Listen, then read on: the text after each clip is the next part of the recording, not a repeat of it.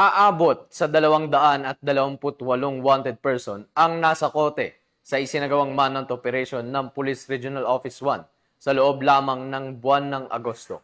Ang report mula kay Police Corporal Mark Anthony Pico. Pinaiigting ng Police Regional Office 1 ang kampanya laban sa kriminalidad matapos maresto ang kabuuang 228 na wanted persons sa buong Ilocos Region nitong buwan ng Agosto 2025.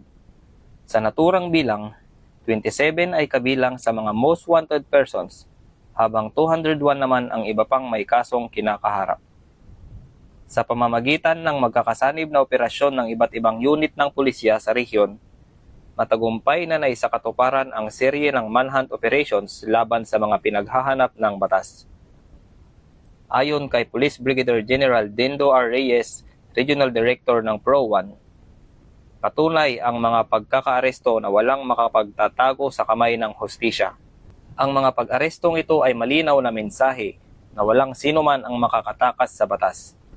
Ang walang humpay nating pagsusumikap na tugisin ang mga wanted persons ay bahagi ng ating tungkulin na protektahan ang komunidad, maghatid ng hustisya at panatilihin ang kapayapaan at kaayusan ng Region 1.